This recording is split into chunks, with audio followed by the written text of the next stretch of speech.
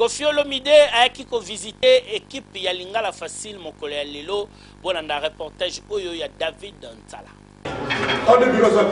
Porte Lingala Facile fongwa migra mopao Koffi Olomide akoti tala ndenge bayambie na coordonnateur Lingala Facile Zakari Babaswe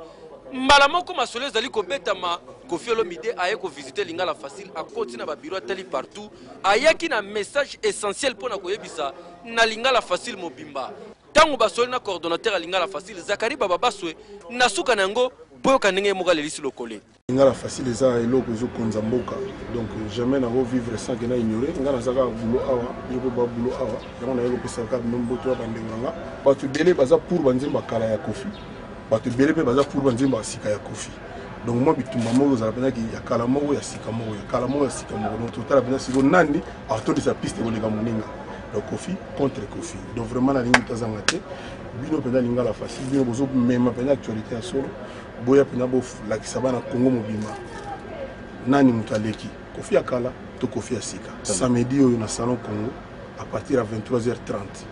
na mona ngabino malemo na gauche bengo bokota na droite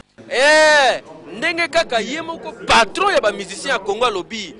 Koffi contre Koffi samedi oyo na Grand Hotel ekoyinda mabe ba fanatique nyonso ya Koffi Olomide bako kabwana entre Koffi akala na Koffi asika banani bako gagner kokamwa ikozala terrible.